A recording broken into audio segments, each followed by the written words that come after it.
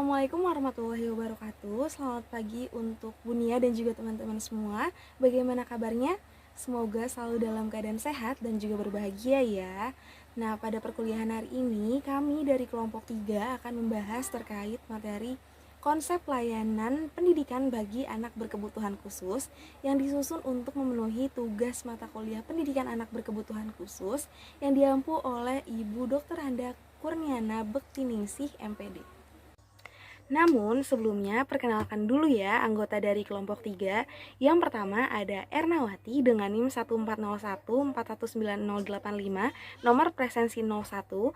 Kemudian yang kedua ada saya sendiri, Adelia Koyurnisa dengan NIM 14014191004, nomor presensi 13. Dan yang terakhir ada Ika Alif Tiani dengan NIM 14014191129, nomor presensi 29.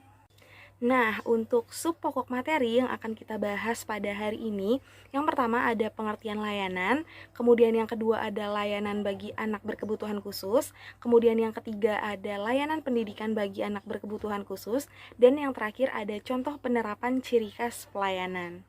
Nah, setelah ini kita akan bahas satu persatu ya, teman-teman. Memasuki pembahasan yang pertama yaitu pengertian layanan.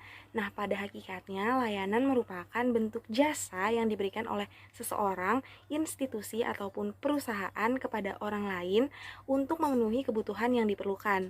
Nah, dalam beberapa terminologi juga sudah dijelaskan bahwa istilah layanan dapat diartikan sebagai cara melayani, kemudian usaha melayani kebutuhan orang lain dengan memperoleh imbalan atau uang, kemudian layanan juga dapat diartikan sebagai kemudahan yang diberikan sehubungan dengan jual beli jasa atau barang. Nah, apabila kita simak hakikat layanan dan juga arti istilah layanan sendiri, bahwa terdapat hubungan antara yang memberi layanan dan yang membutuhkan layanan. Jadi, layanan ini tuh diberikan berdasarkan kebutuhan, seperti itu. Memasuki pembahasan yang kedua yaitu layanan bagi anak berkebutuhan khusus. Nah, seperti yang sudah kita ketahui teman-teman bahwa anak berkebutuhan khusus merupakan anak-anak yang mengalami keterbatasan atau hambatan dalam segi fisik, mental intelektual maupun sosial emosional. Nah, dengan kondisi mereka yang demikian, baik secara langsung atau tidak itu akan berdampak pada berbagai aspek kehidupan mereka. Nah, untuk itu layanan sangat diperlukan bagi mereka untuk dapat menjalani kehidupannya secara wajar. Menurut jurnal Abdi Mas Adi Buwana tahun 2018 tentang karakteristik dan kebutuhan anak berkebutuhan khusus, bahwa layanan untuk anak berkebutuhan khusus tidak dapat disamakan antara satu dengan yang lainnya. Akan tetapi perlu diberikan sesuai dengan karakteristik, kebutuhan, dan kemampuan mereka. Untuk itu, terdapat beberapa jenis layanan yang bisa diberikan kepada anak-anak berkebutuhan khusus sesuai dengan kebutuhannya masing-masing. Namun secara umum, layanan-layanan tersebut mencakup yang pertama ada layanan medis dan fisiologis, kemudian yang kedua ada layanan sosial psikologis, dan yang ketiga ada layanan pedagogis atau pendidikan. Nah, yang pertama, layanan medis dan fisiologis itu diperuntukkan untuk anak berkebutuhan khusus yang memiliki kendala atau hambatan. Sebagai contoh misalnya, terdapat seorang anak berkebutuhan khusus yang mengalami gangguan pada indera pendengarannya yang masih dapat menggunakan alat bantu dengar. Nah, bidang medislah yang akan menentukan berapa derajat sisa pendengarannya. Melalui memakai alat bantu dengar tersebut, anak akan dapat mengikuti pendidikan dengan baik, bahkan mungkin anak tidak perlu mengikuti pendidikan di sekolah luar biasa. Jadi intinya anak berkebutuhan khusus tidak bisa diobati, akan tetapi anak berkebutuhan khusus yang mengalami gangguan dapat ditangani oleh medis sehingga gangguan tersebut dapat sembuh atau dapat dibantu dan diupayakan. Kemudian yang kedua yaitu layanan psikologis. Nah, layanan psikologis ini sangat diperlukan bagi anak berkebutuhan khusus untuk lebih bisa mengontrol emosinya agar dapat bersosialisasi di lingkungan masyarakat tanpa adanya rasa minder ataupun ketidakpercayadirian. Sebab anak berkebutuhan khusus yang terlahir cacat, baik itu hilangnya fungsi indera atau hilangnya anggota gerak, tentunya akan mengalami hambatan ya teman-teman dalam aktivitas sehari-harinya. Nah, hal tersebutlah yang mendorong anak mengalami hambatan emosional seperti sudah mulai mengeluh dengan kondisinya, malu, kurang percaya diri, bahkan merasa berbeda dengan orang lain. Kemudian yang ketiga yaitu layanan pendidikan. Nah, layanan pendidikan juga diperlukan untuk anak berkebutuhan khusus yang mana sudah ditekankan pula pada undang-undang yang berisi bahwa anak luar biasa atau anak berkebutuhan khusus perlu diberikan pelayanan pendidikan sesuai dengan kemampuannya. Nah, untuk penjelasan selanjutnya akan dijelaskan oleh teman saya. Terima kasih, mohon maaf apabila ada kesalahan. Halo, sebelumnya perkenalkan nama saya Ika Liftiani, NIM 14014419129, nomor presensi 29. Saya akan melanjutkan presentasi sebelumnya. Pembahasan selanjutnya yaitu mengenai layanan pendidikan bagi anak berkebutuhan khusus. Nah, perlu untuk teman-teman ketahui bahwa layanan pendidikan bagi anak berkebutuhan khusus lazim disebut juga dengan pendidikan luar biasa atau special education atau ortopedagogik. Yang mana ortopedagogik ini secara istilah artinya adalah pendidikan yang bersifat meluruskan, memperbaiki, atau menormalkan. Salah satu latar belakang mengenai adanya layanan pendidikan bagi anak berkebutuhan khusus adalah pandangan bahwa adanya individual difference, atau kita percaya bahwa Tuhan menciptakan manusia dengan kondisi yang berbeda-beda, baik berbeda dalam kapasitas intelektual, sosial, fisik, ataupun yang lainnya, sehingga memerlukan pendidikan yang sesuai dengan karakteristik dan kebutuhannya. Nah, secara umum ada 3 layanan pendidikan khusus untuk anak-anak yang memiliki kelainan fisik. Yang pertama yaitu adalah untuk tunanetra.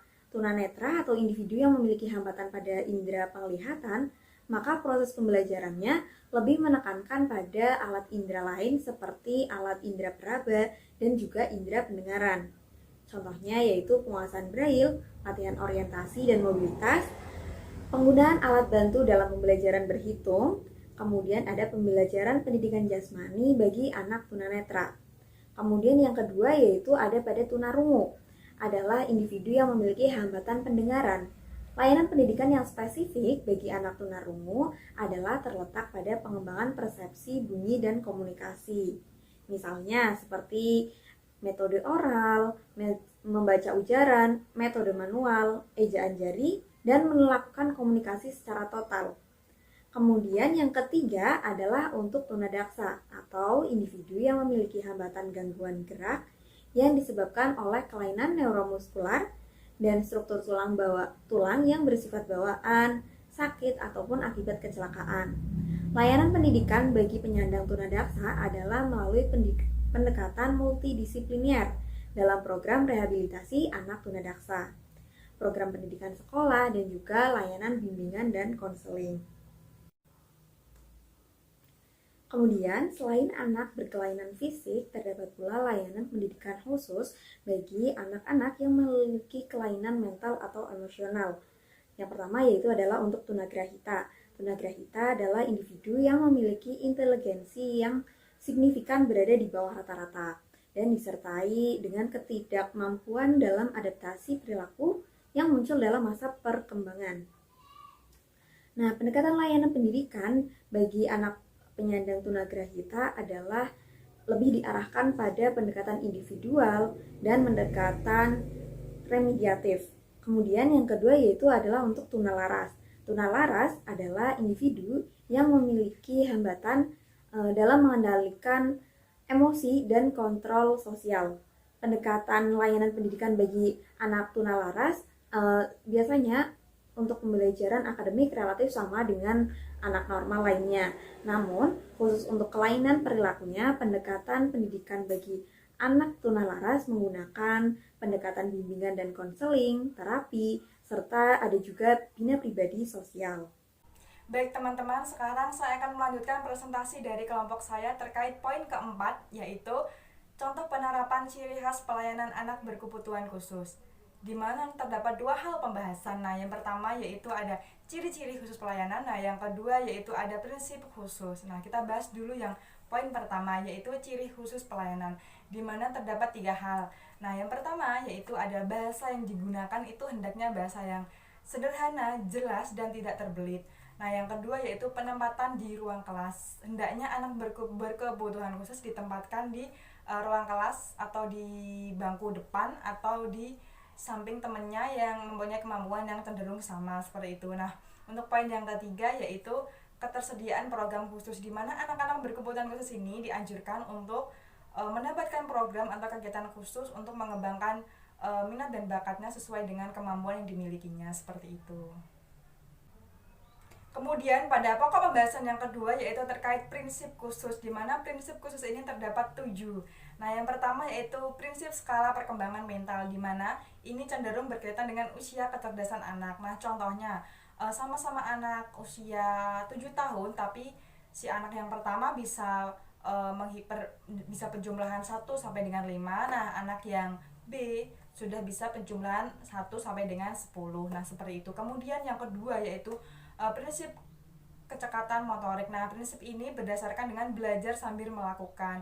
Misalkan anak dapat belajar sambil bermain atau belajar sambil bernyanyi dan lain sebagainya, seperti itu. Nah, kemudian pada prinsip yang ketiga yaitu ada prinsip keperagaan, di mana anak-anak ini dianjurkan belajar sambil menggunakan alat peraga. Nah, misal kita belajar matematika sehingga kita menggunakan alat peraga seperti kartu bilangan dan lain sebagainya.